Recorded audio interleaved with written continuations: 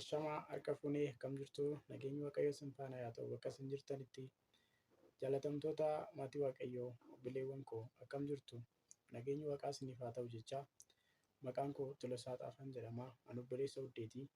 Wuddee jechuun miidiyaa biiftii shoo kan jedhu ishee hojii eegalsiifteedha.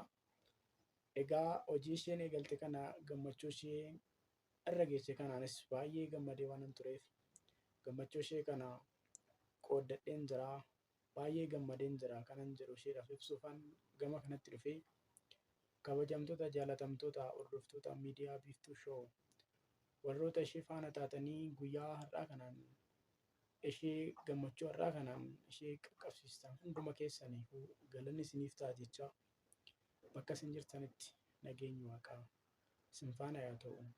Halkan guyyaa osoo hin jenne waa bayii hedduu keessa baatee sa'aatii guyyaa har'aa gammachuu tana argachuudhaaf baay'ee nama carroomtedha isheen.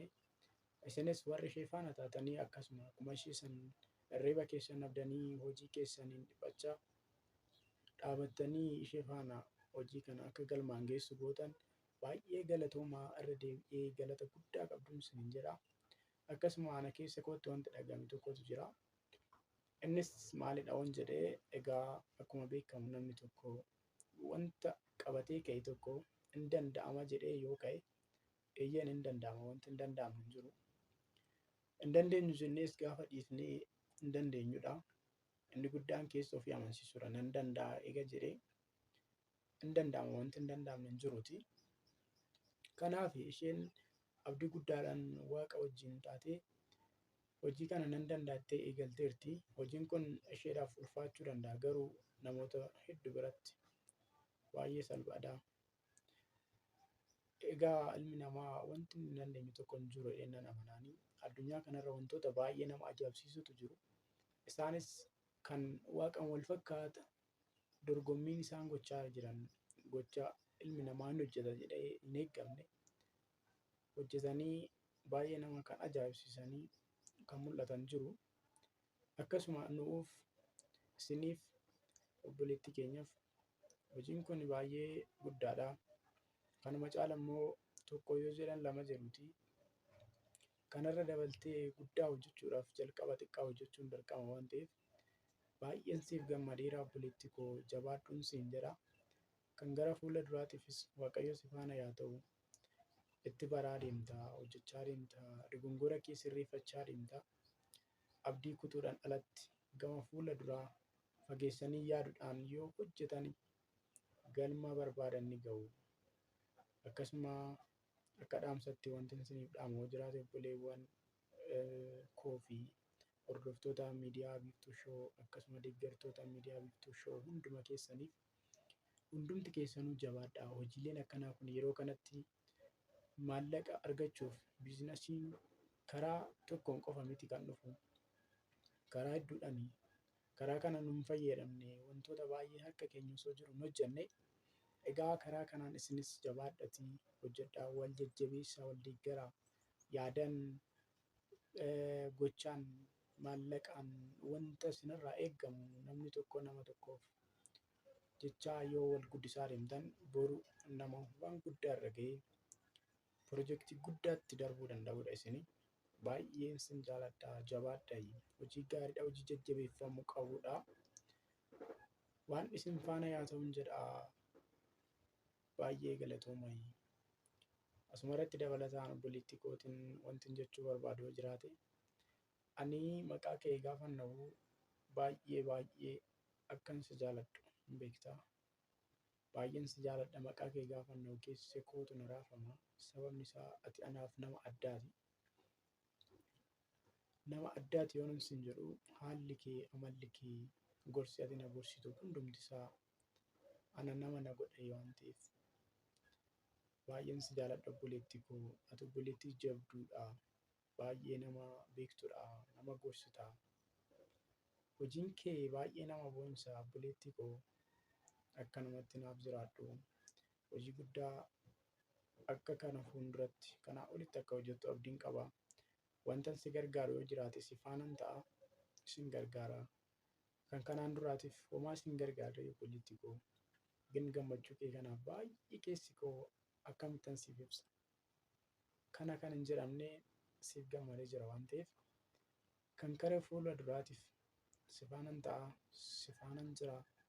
Naaf jiraadhu wal jajjabeessaa ijoollee Oromoo. Afaan keessan guddifadhaa, aadaa keessan guddifadhaa. Aadaa warra biraan hordofinaa. Aadaa biyyoota Awurooppaa, biyyoota biraa hordofinaa. Aadaa keessan guddifachuuf yaadaa. Addunyaan takka ta'utti deemti.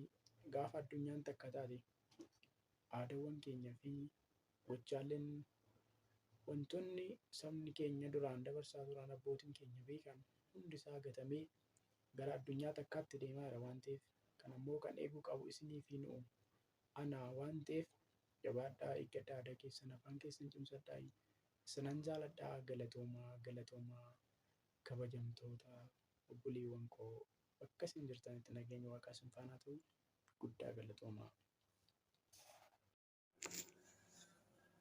Ashamaa harka fuunee akkam jirtan nagaa keessanii nageenyiif jaalalli haraarri waaqayyoo lafaa bakka jirtanitti isinirra yaa baay'atu. Obboleewwan koo maatiiwwan waaqayyoo hunda keessaniyyuu akkam jirtan nagaa keessanii an nagaa koodha waaqayyo yaa galatu. Jaalatamtoota kabajamtoota hordoftoota miidiyaa biiftuu shoo hundi keessaniyyuu lafaa bakka jirtanitti nageenyi waaqayyoo isinirra yaa baay'atu. An nagaa koodha akkam jirtan isinii. Maqaa walaa barannu maqaan koo Barakat Tashoomaan jedhama. Har'a kanan dhufeef karaa miidiyaa kanaa. Miidiyaan kun kan obboleettii koo Wuddiyyee obboleettii too baga dassi jedhe jechuun kan dhufe. Wuddiyyee har'allee baga dassi jedhe irra deebi'ee jira. Akkas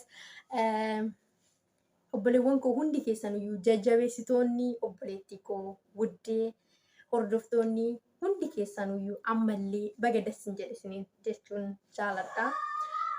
Ana baay'ee tokko dasna jedhee jira. Obboleettii koo kanarra naa ga'u kootiif baay'ee tokko nutis gammade.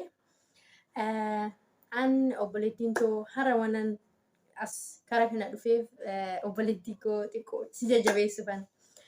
Sana dura yeroo ati jalqabduu natti dubbattee jirta waa'ee kanaa na faana haasoftee jirta. Yeroo sanammoo an siifan sitti alaa shoofaa ture. Maaliif eessumaan geessu hin xaarinii baqa homaattuun baatu siin jechaa ture. Garuu immoo ati jajjabaa gobaltiyya baga kanaas si ga'e bakka itti geessallee na agarsiisee jirta. Ati abdiidhaan kaatee ani sitti alaa shoofee garuu yeroo sanii. Innaa kana waan ta'eefuyyuu har'a immoo bakka kana geessee baga waaqayyo si gargaaree bakka kana na geessisiin jedha sariitiyya. Innaa dammoo waaqaa gaditti immoo wannan kanan